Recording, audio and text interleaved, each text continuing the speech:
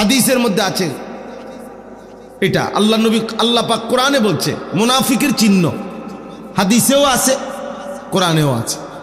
কোরআন শরীফে আল্লাহ তাআলা বলেন মুনাফিকের প্রথম চিহ্ন কি, কোরআনে আল্লাহ উল্লেখ করছেন ওয়া ইযা কামু ইলাস সালাতি কামু কুসালা। মুনাফিকের প্রথম চিহ্ন, মুনাফিক তারা যারা নামাজ আদায় যখন করে অলসভাবে। নামাজ পড়ে না এটা না, নামাজ পড়ে না তে তো কোনো বাদে তারে কোনো গণাতে ধরে না কেউ। ইসলামে বেনামাজিরে কোনো গণাতেই ধরে না। এটা কোনো মানুষও না, পায়জামাও না, এটা কোনো প্লাস্টিকও না, এটা কোনো জাতও না, অজাতও না, এটা কিচ্ছুই, পাগলও না, ছাগলও না, এটা বাদ, এটা একেবারে বাদ গেছে। বেনামাজি তার কোনো তুলনা নাই। আমি সবসময় বলি বেনামাজির কোনো তুলনাহীন, তার কোনো মানুষের সাথেও তুলনা নাই, গরু ছাগলের সাথে, কুকুর বিড়ালের সাথে, জন্তু জানোয়ারের সাথেও তার কোনো তুলনা নাই। কারণ তারে যদি মানুষের সাথে তুলনা দে হবে না, কারণ মানুষকে আল্লাহ বানাইছে ইবাদতের জন্য। তো সে যেহেতু ইবাদত করে না তো সে মানুষ না। তারে জানোয়ারের সাথেও তুলনা দেওয়া যাবে না, কারণ জানোয়ার প্রতিবাদ করে বলবে আল্লাহ আমার সাথে তারে তুলনা দিল কেন, আমারে তো আপনি সেজদা দিতে বলেন নাই, এই জন্য আমি কুকুর সেজদা দেই নাই, কিন্তু ওরে তো আপনি সেজদা দিতে বলছেন তবুও সে দিচ্ছে না, তো আমার লগে তার বলল কেমনে? কথা বলেন নাই? কুত্তারে তো সেজদা দিতে কয় নাই, গরুরে তো বলে নাই। তাইলে বেনামাজি মানুষের লগেও তার তুলনা হয় না, ছাগলের লগেও তার তুলনা হয় না, কুকুর বিড়ালের সাথেও তার তুলনা হয় না, তার কোনো তুলনা নাই। হে তুলনাহীন, হে কি বলে হেটা হেরে জিঙ্গান, তুই কি তা তুই কর, আমি কি লেগে করতে, আমি টোয়া পাই না, তোমারে কি করতে, তোমারে কি প্লাস্টিক করলে ভালো হয় না পলিথিন করলে ভালো হয় না হাফ প্যান্ট না ফুল প্যান্ট, আমি এটা পাই না, না পাইলে আমি করতে করতে আপনি কি আমার জোর করে কয়বেন, আমি তো জানি না। এই জন্য বেনামাজির কোনো পরিচয়ই নাই। তো নামাজ পড়ে কিন্তু অলসভাবে খামখেয়ালি করে, আল্লাহ বলছে এটা মুনাফিক, এটা মুনাফিক। তাহলে চিন্তা করে দেখেন, চিন্তা করে দেখেন। তাহলে এই জন্য বললাম কোরআন শরীফ আছে ফাখালাফা মিন বাদিহিম খালফুন আদাউস সালাহ ওয়াত্তাবাউশ শাহাওয়াত ফাসাউফা ইয়ালকাউনা গাইয়া। আল্লাহ বলেন একদল উত্তরসূরি হবে যুগে যুগে নিকৃষ্ট, একদল প্রজন্ম হবে যুগে যুগে নিকৃষ্ট প্রজন্ম। প্রত্যেক যুগে কিছু জেনারেশন এমন হবে যারা নিকৃষ্ট জেনারেশন। তারা কারা? যাদের দুইটা অভ্যাস, এক আদাউস সালাহ, তারা প্রতিনিয়ত তাদের নামাজকে নষ্ট করে দেয়। এখানেও নামাজ পড়ে না এটা না, তাফসীরে মাআরিফুল কোরআন এটার ব্যাখ্যা আছে। নামাজের যত হুকুম আহকাম এগুলো যথাযথভাবে আদায় করে না, আদায় করে না, এটাকেই বলে নামাজকে নষ্ট করে দেয়।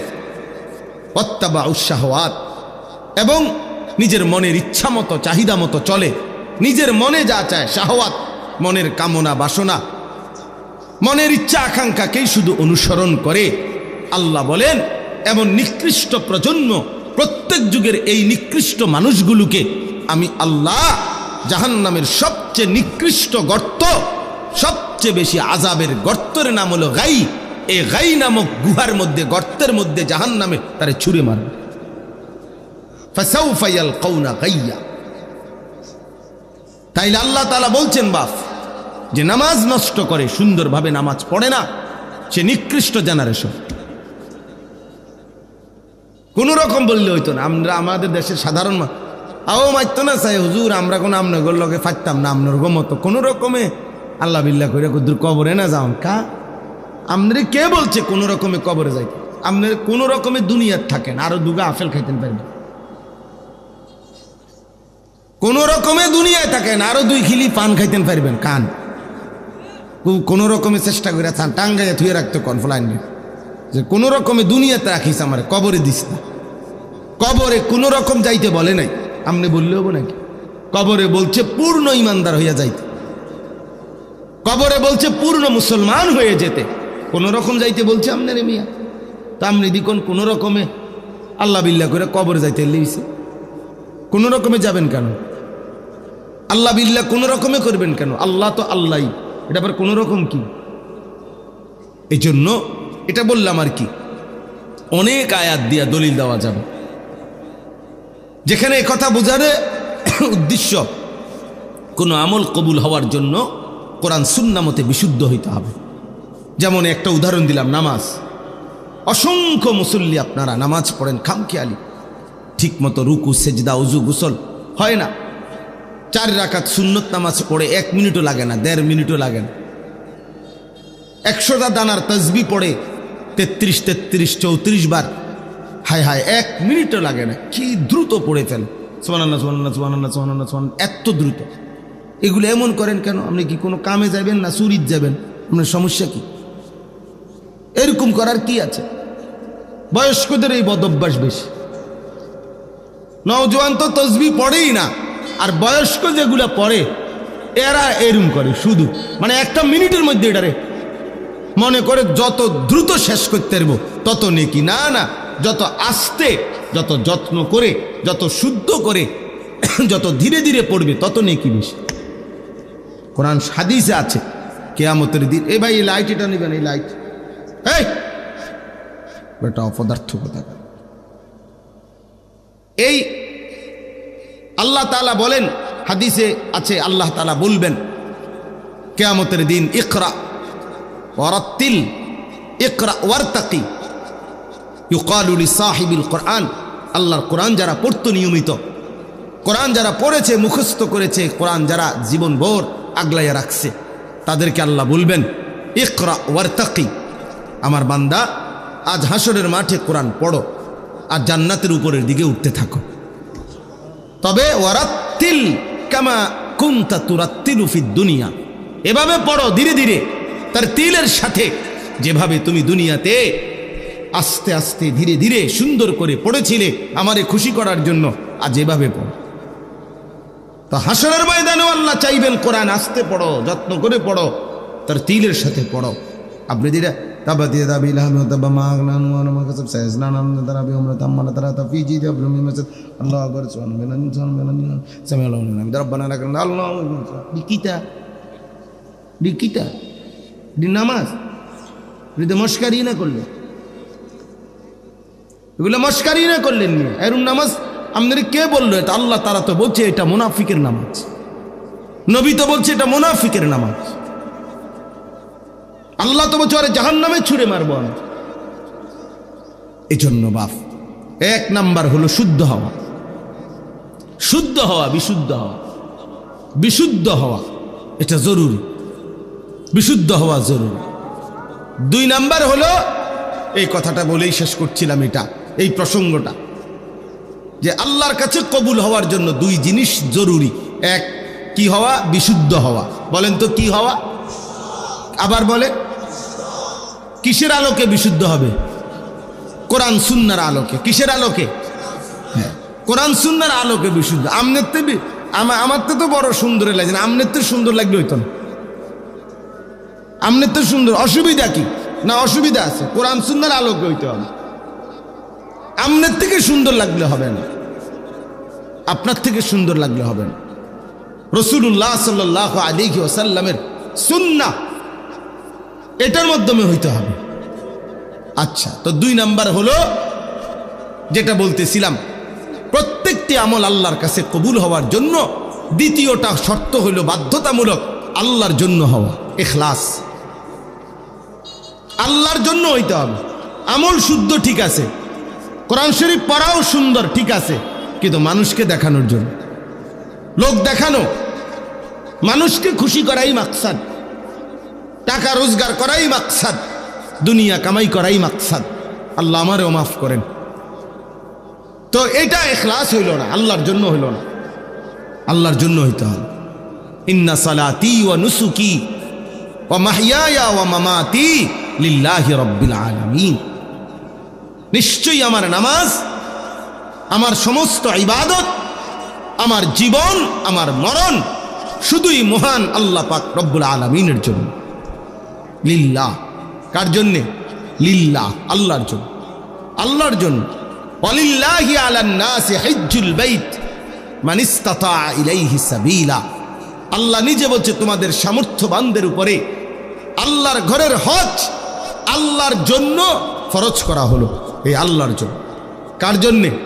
ওয়ালিল্লাহি, ওয়ালিল্লাহি, আল্লাহর জন্য। নবীজি বলছে মান আহাব্বা লিল্লাহ ওয়া আবগাদা লিল্লাহ ওয়া আ'তা লিল্লাহ ওয়া মানা লিল্লাহ। যে আল্লাহর জন্য কাউকে ভালোবাসলো, যে আল্লাহর জন্য কারো বিরোধিতা করলো, যে আল্লাহর জন্য কাউকে কিছু দান করলো, যে আল্লাহর জন্য কাউকে কিছু দিল না গুনার কাজে, যে আমার আল্লাহ নারাজ হবে, আমি এই গুনাহের কাজে তোমাকে দেব না। আল্লাহ রসুল বলেন এই যে আল্লাহর জন্য করলো, লিল্লাহ লিল্লাহ লিল্লাহ, 4 বার বলছে নবী শব্দটা। মান আহাব্বা লিল্লাহ ওয়া আবগাদা লিল্লাহ ওয়া আ'তা লিল্লাহ ওয়া মানা লিল্লাহ। আল্লাহর জন্য। লিল্লাহ মানে কি? ওই যে লিল্লাহ বোর্ডিং কোন এই শব্দটা আর কি, লিল্লাহ, আল্লাহর জন্য। তো আল্লাহর জন্য করলো, ফাকাদ ইস্তাকমালাল ঈমান। নবী সাল্লাল্লাহু আলাইহি সাল্লাম বলেন তার ঈমান পূর্ণ হয়ে গেল। ঈমান পূর্ণ হলো, তার ঈমান পূর্ণ হলো। অতএব এটা জরুরি বিষয়। তাইলে আমি আপনাদের সামনে যেই প্রসঙ্গটা প্রথম শুরু করেছিলাম, কি ছিল ওটা? যে পরিচিতি অপরিচিতি। অনেক মানুষ চিনা অচেনা, এটা কোনো বিষয় না। এটা কি মূল বিষয়? না। মূল বিষয় কি? আল্লাহ গ্রহণ করা। আল্লাহর কাছে কি হওয়া বলেন না? কবুল হওয়া। আল্লাহর কাছে কি হওয়া বলেন? কবুল। আর আল্লাহর কাছে কোনো আমল কবুল হওয়ার জন্য কয়টি জিনিস জরুরি? 2টি। 1 নাম্বার, কোরআন সুন্নাহর আলোকে কি হওয়া? বিশুদ্ধ হওয়া। 2 নাম্বার, আল্লাহর সন্তুষ্টির জন্য হওয়া। ফালিয়ামাল আমালান সালিহা। 1 আয়াতে আল্লাহ এটা বলে দিছে, ফামান কানা ইয়ারজু লিকা রাব্বিহি। আখিরাতে যারা তোমরা আল্লাহর সাক্ষাৎ চাও, জান্নাত চাও, তোমাদের 2টা জিনিস খেয়াল রাখতে হবে। ফালিয়ামাল আমালান সালিহা, তার প্রতিটি আমল যেন হয় বিশুদ্ধ আমল। আর ওয়ালা ইউশরিক বিইবাদাতি রাব্বিহি আহাদা, আল্লাহর ইবাদতে আল্লাহর সাথে কাউকে শিরিক করা যাবে না, মিশানো যাবে না, শুধুই আল্লাহর জন্য করতে হবে। আল্লাহ বলেন এই 2 জিনিস ঠিক করে আইবা। 1 বিশুদ্ধ আমল, 2 আমি আল্লাহর জন্যই শুধু আমল। তাহলে আমি আল্লাহ আমার দিদার জান্নাতে তোমাকে দান করব। আমি তোমাকে আমার সাক্ষাৎ দেব, আমি তোমাকে আমার সাক্ষাৎ দেব, তুমি আমাকে দেখবা। ইলা রব্বিহা নাদিরা। আল্লাহ কোরআনে বলছে বান্দা 2 চোখে আমি আল্লাহকে সচক্ষে দেখবে। সুবহানাল্লাহ, আল্লাহকে দেখবে। এই জন্য বাপ আমরা আমাদের আমল দেখেন, আমাদের কওমি উলামায়ে কেরাম, আপনাদেরকে বুঝার জন্য বলি বাবা, ঝগড়ার জন্য না। আমাদের এই কওমি মাদ্রাসার আলেমরা যুগ যুগ ধরে আমাদের এটা নীতি, আমরা কুফরের বিরুদ্ধে, শিরিকের বিরুদ্ধে, বিদআতের বিরুদ্ধে আমরা দিবানিশি বলি। আমাদের পূর্বপুরুষরাও বলেছেন, আমাদের আগে আমরাও বলি। আমরা বিশ্বাস করি যে কোরআন সুন্নাহর খিলাফ কোনো কাজ আখিরাতে কাঙ্ক্ষিত কোনো ফলাফল আনবে না। ফলাফল আনবে না, যত সুন্দরে লাগো। একের মানুষের ডুইলে ফেরা যাক, মানুষ একের কাইন্দা গইরাইয়া লাগ, শিক্ষার দোক মানুষ বলে যে না, মানুষ একের শিক্ষারে মাথা আলগি দিয়ে লাইছে বা রাস্তা আলগি দিয়ে লাইছে। না, শিক্ষার দিলে হইতো না, মানুষ গইরাইলে হবে না, কোরআন সুন্নাহ মতো হইতে হবে, কোরআন সুন্নাহ মতো হইতে হবে। এইটা আমরা বলি। এই জন্য আমরা অসংখ্য বিষয়ের ক্ষেত্রে আমরা এটা বলি যে এটা শিরিক। আমরা অনেক আমলের ব্যাপারে বলি যে এটা বিদআত, আর তখনই আমরা গালি শুনতে হয়। কিন্তু আমাদেরও সিদ্ধান্ত এটা, আমার কিছু করার নাই। আপনি আমারে গাইলান নইলে কইনান, কিন্তু আমাকে তো বলতেই হবে। এটা আমাদের ইলমের জিম্মাদারি, এটা আমাদের ইলমের আমানত। কিছুই করার নাই আমাদের। বিশ্বাস করেন আসলেই কোনো উপায় নাই, কোনো উপায় নেই। যেটা সুন্নাত না, যেটা রাসূলুল্লাহ সাল্লাল্লাহু আলাইহি ওয়াসাল্লামের তরিকা না, যেটা সাহাবায়ে কেরামের তরিকা না, আমরা এটা বেদাত বলেই যাব। আপনি আমারে কি কইছেন গাল্লি দিয়া, এটা আমার শোনার দরকার নেই। আপনি কোন আমারে ওহাবি, ওহাবির আব্বা, ওয়াহাবির চাচা, ওয়াহাবির শালা, ওয়াহাবির দুলাভাই, ওয়াহাবির খালু, ওয়াহাবির দাদা, ওয়াহাবির স্বাস্থ্য ভাই, ওয়াহাবির বঞ্জামাই, তুই যেটা মনে করি এটা কবে না, তুই বেটা তুই কবে না, তারও কিছু থাকলে কবে না, ওয়াহাবির 14 গোষ্ঠী কবে না তুমি। অবশ্য আমার কইলে কোনো কিছু করার নাই ভাই, তুমি কইতারো, তুমি শিক্ষেরে যদি মাইকো নামাও আমার পক্ষে আর কিছু করার নাই, কারণ আমি বলতেই হবে এটা বিধাত, এটা আমার এলেমের আমানত, এটা আমার এলেমের আমানত, আমাকে কোনো উপায় নেই স্যার। হুজুর যে যেটা করে মাইতেন না, যে যেমনে চলে চলতে দেন, ফেতনা করেন। আমি অনেক জায়গায় বলছি মিয়া যে যেমনে যেটা করে তার কাউরে কিছু না বলা, এটাই তো মূল ফেতনা, ফেতনাই তো এইটা বেটা। ও কাউরে কিছু কইতো না, যে যেমনে যেটা করে, তো যে যেমনে যেটা করলে কোরআন শরীফের আর দরকার কি, রাসূলের আর দরকার কি, কোরআন সুন্নাহর আর দরকার কি? যে যেটা করে এটাই করুক তাহলে। কথা বুঝেন নাই কথা না? হ্যাঁ, যে যেটা, কেউ পাঞ্জাবি এমনি বাও ফরবো, কেউ উল্টাইয়া ফরবো, তো অসুবিধা কি? কেউ গেঞ্জি মাথা দিয়ে লাগবে, অসুবিধা কি? যে যেটা করে আমার সমস্যা কি? এটা বুঝি কোনো কথা হইলো? যে যেটা করুক চলতে দেন, ফেতনা করেন, এটা মুনি ফেতনা।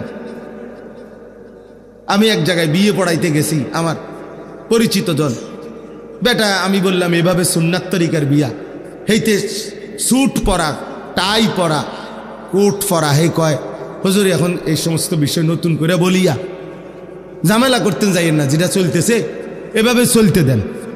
পরে আমি বললাম দেখেন এটা তো অবশ্যই যুক্তিসঙ্গত কথা, যেহেতু আমারটা এখন ঝামেলা লাগতেছে আপনার কাছে,